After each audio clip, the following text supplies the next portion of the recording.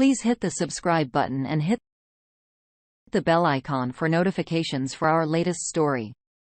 Share a like if you like this story. Let's start with the story.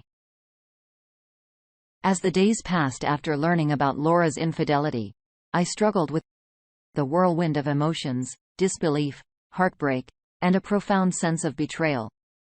The timing of this revelation just before our planned romantic getaway added an extra layer of pain to an already difficult situation. The unexpected intervention of my old friend now working in Laura's office introduced an element of surrealism to the unfolding drama. His message, initially seeming odd, turned out to be a lifeline.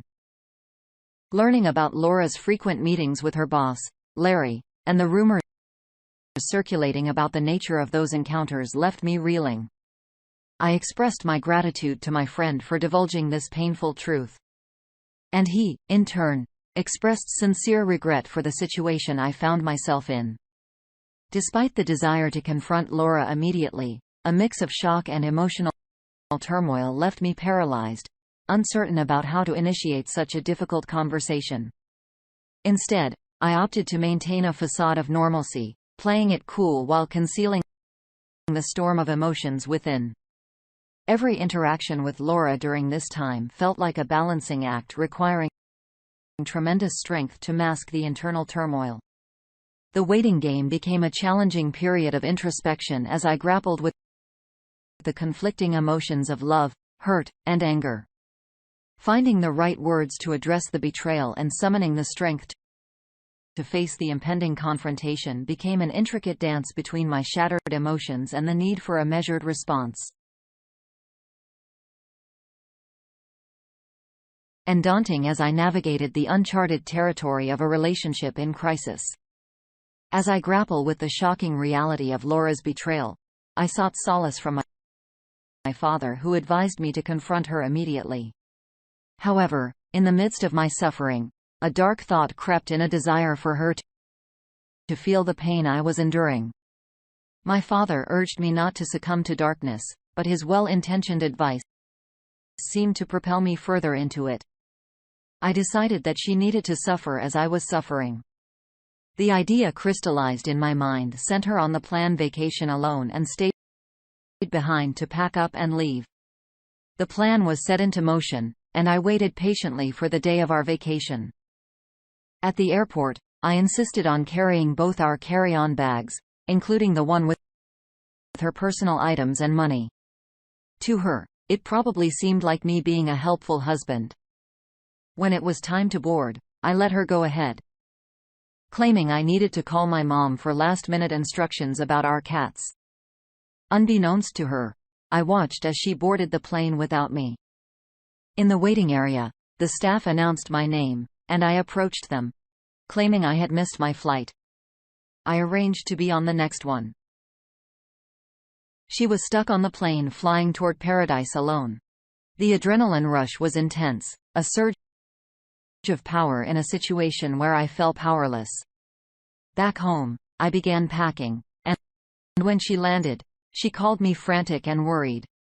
Assuring her I'd be on the next flight, I encouraged her to relax until I got there. The hours passed and she called again, anxious about my proximity. I fed her misinformation about delays. By evening, she was in a panic, stuck in a hotel room, bored in Hungary.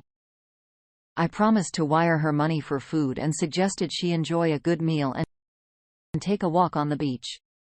I kept up the charade until it was night, assuring her ride arrived sometime during the night. As she went to sleep expecting me, I had no intention of joining her. The next day, I continued the facade, answering her calls with excuses. I wired small amounts for food, but nothing more. By midday of day 2, I had packed everything and stopped responding to her calls and texts. This caused immense distress. Her family and even the police got involved, searching for me at the airport and coming to the house.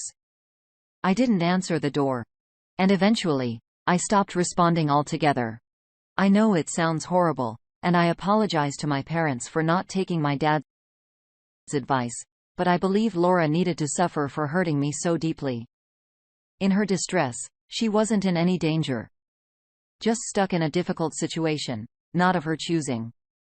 Going through this ordeal was like being caught in a whirlwind of emotions, and I found myself taking drastic steps to deal with the betrayal.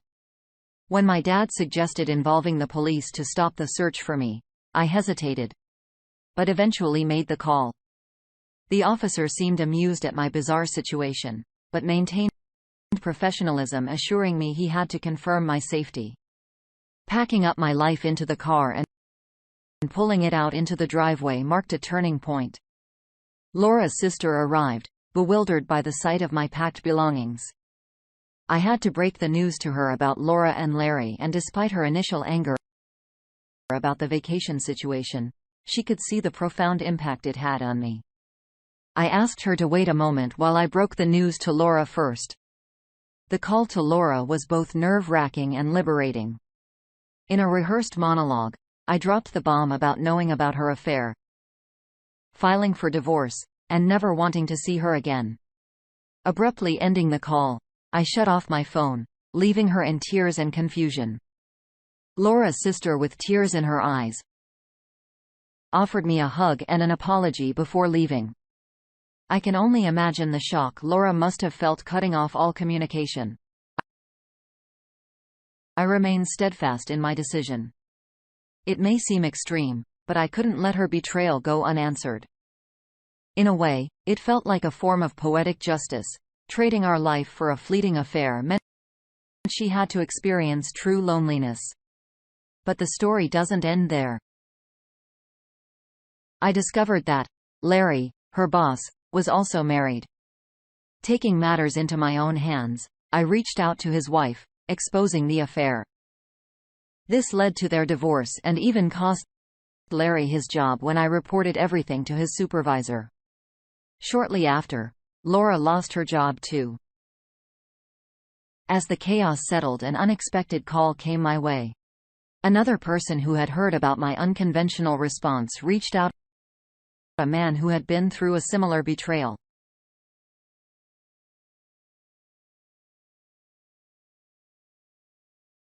In our mutual heartaches, in an unexpected twist, a new and supportive friendship emerged from the wreckage. Life has a funny way of working out. And as Aiden and I supported each other through the aftermath of our divorces, our connection deepened. Despite the unconventional circumstances that brought us together, we discovered commonalities beyond our shared struggles.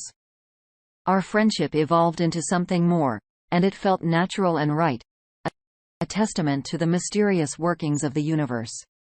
While Laura struggled to rebuild her life, facing job loss and the challenges of living with her parents, I heard snippets of her difficulties through the grapevine. It was evident that the life she ended up with wasn't the one she envisioned when she chose a fleeting affair over our marriage.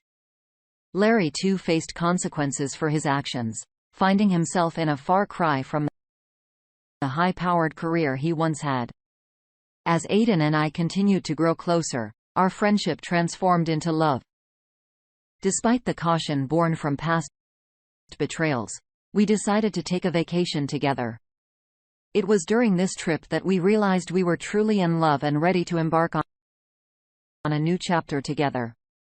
Fast forward to today, Aiden and I are happily married, grateful for the second chance we found in each other. As for Laura and Larry, I've chosen not to dwell on their lives post-divorce. They made their choices, and now they have to live with the consequences. The moral of this story is that life throws curveballs, and adapting and moving forward is essential. Heartache may seem insurmountable, but with time, support, and perhaps a bit of well-timed revenge, happiness can be found again. Love, it seems, can emerge from the most unexpected places. Looking back, I don't know if I would have done anything differently. The path I took, though unconventional, led me to a place of happiness and love. As for the future with Aiden, only time will tell, but we're committed to building a beautiful life together and cherish the second chance we've been given. Life truly has a way of coming full circle, and sometimes the most unexpected journeys lead to the most fulfilling destinations. Dear listener, if you have reached this far, please click on the subscribe button. It will be a great help.